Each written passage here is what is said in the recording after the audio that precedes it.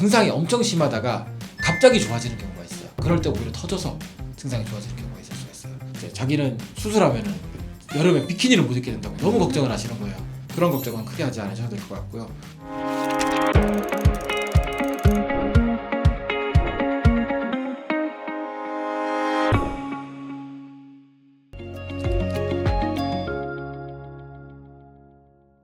안녕하세요.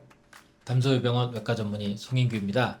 우리가 살면서 만나는 여러 질환 중에 가장 이제 흔하게 겪는 증상 중에 하나가 복통이죠. 복통이 그냥 일반적인 장염에 의한 복통인지 아니면은 수술적 치료가 필요한 그런 종류의 복통인지 우리가 일반적으로 알기가 어려운 경우가 많아요.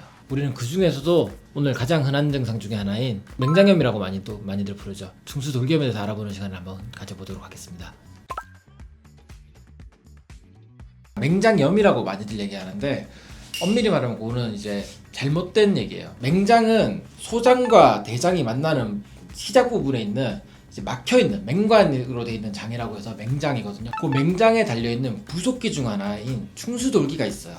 그 충수돌기에 염증이 생기는 충수돌기염을 우리가 일반적으로 맹장염이라고도 많이들 불러요.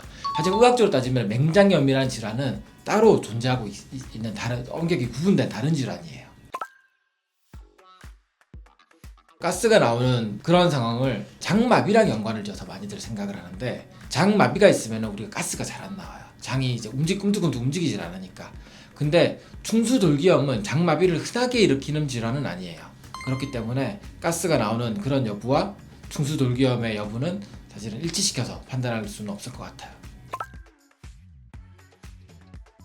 성인과 아이들의 증상은 사실은 크게 다르지 않아요. 하지만 몇 가지 증상이 다르게 오는 분들이 있을 수가 있어요. 우리가 대표적인 증상이 이제 배꼽 주변 혹은 상복부가 아프다가 오른쪽 아랫배가 아파지는 그런 증상이 전형적인 충수돌기염의 증상인데, 우리가 임산부 같은 경우에는 이제 자궁이 커지니까 충수돌기의 위치가 오른쪽 윗배로 올라가서 오른쪽 윗배가 아프게 되는 그런 경우가 있을 수도 있고요. 노인분들, 연세가 많은 분들 같은 경우에는 그냥 모호한 통증으로 오다가 끝나시는 경우도 굉장히 많아요.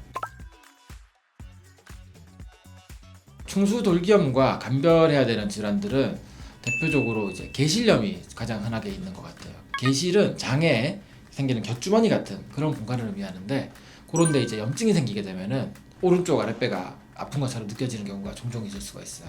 서양의 계실염은 왼쪽 배 조금 더 흔한데, 동양 사람들은 오른쪽 배에 계실이 더 많이 생기는 그런 경향성이 있어서 한국에서 더욱더 충수돌기염과 구분하기 어려운 부분이 있죠.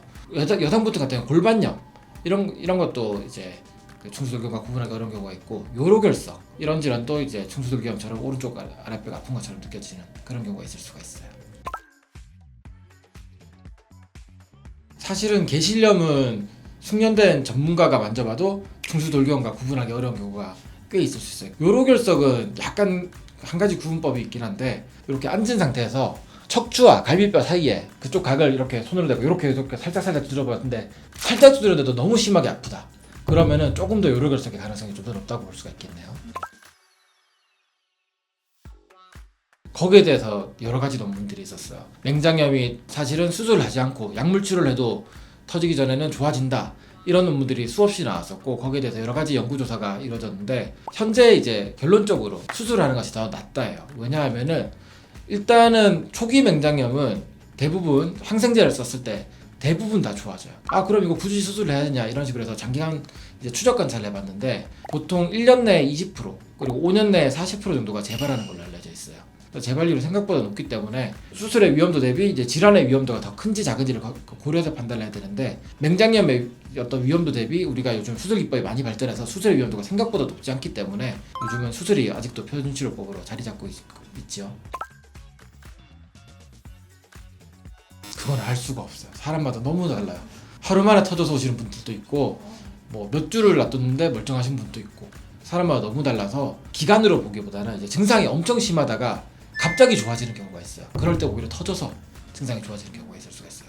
그러고 나서는 더욱 더 심한 통증이 다시 오기 때문에 오른쪽 아랫배가 엄청 아프다가 갑자기 좋아졌다고 놔두지 마시고 꼭 한번 진료를 보시길 권해드립니다. 사실은 우리가 충수돌기염 수술이 굉장히 이제 범위가 다양해요. 되게 간단한 케이스부터 정말로 충수돌기가 다 녹아서 수술이 어려운 케이스까지 다양한데, 대부분의 경우는 30분을 넘기는 경우가 많지 않은 것 같아요. 그래서 수술이 그렇게 간단하게 끝난 경우라면은 보통 수술하고 다음날 요즘은 대부분 퇴원을 하시는 것 같습니다. 수술 기법이 많이 발전해서 저희 담소희병원에서는 모든 중수돌기염 수술을 배꼽만 째서 시도를 해요. 이제 간단한 경우 같은 경우는 배꼽만 째서 수술이 그대로 끝나고, 이제 염증이 심한 경우는 추가로 구멍을 한두 개 더 뚫기도 하는데, 추가로 구멍을 뚫자고 배꼽만 뚫는 경우에는 배꼽 주름에 가려서 사실 흉터가 거의 보이지 않아요. 그런 걱정은 크게 하지 않으셔도 될 것 같고요. 실제로 제가 단일공 복강경 수술을 처음 한 케이스가 젊은 여성분이었는데, 이제 자기는 수술하면은 여름에 비키니를 못 입게 된다고 너무 걱정을 하시는 거예요. 최선을 다해서 여름에 비키니 입게 만들어 드리겠다 하고 수술을 했는데, 다행히 그분은 여름에 비키니를 잘 입고 계시는 걸로 알고 있습니다. 최근 수술 기법이 대부분 복강경 중심으로 발전해 왔어요. 배에 가스를 넣고 기구와 카메라를 넣어서 수술하는 그런 방법인데, 배에 가스를 넣어서 배에 부풀리게 되면 전신 마취가 아니면 환자분이 너무 불편하세요. 그래서 복벽을 완전 이완시키고 환자의 불편감을 줄이기 위해서 오히려 전신 마취로 수술하는 게 더 안전한 방법이 된 거죠.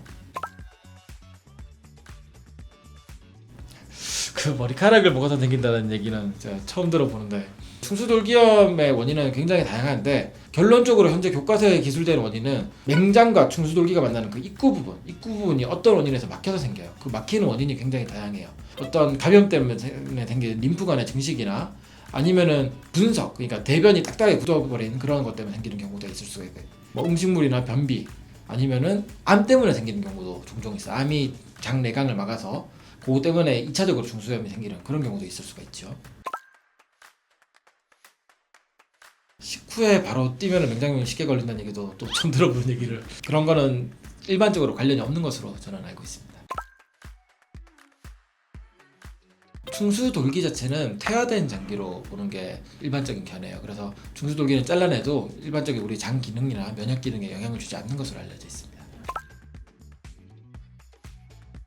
그게 이제 옛날에는 복부 수술하면은 가스가 나와야 장마비가 풀렸다. 그래서 장마비가 풀려야 밥을 먹어도 안전하다. 이런 이제 개념으로 가스가 꼭 나오면은 이제 물 들이고 식사를 진행하는 식으로 했었는데, 최근에는 이제 이라스 시스템, 그러니까 얼리 리커버리 애프터 서저리라는 그런 개념이 이제 발전하면서 수술 후에 조기에 회복을 해서 어떻게 하면은 이제 퇴원 기간을 단축시킬지 그런 연구들이 많이 이루어졌어요. 그런 연구 끝에 이제 중수돌기염은 생각보다 식사를 조기에 시작하는 게 오히려 회복이 빠르더라, 조기 보행을 하는 게 낫더라, 이런 연구들이 많이 나오면서 담소희병원에서는 수술하고 6시간 정도 뒤에는 식사를 대부분 드리고 있고요. 그리고 다음날 퇴원하고 있어요. 가스 여부랑은 상관이 없습니다.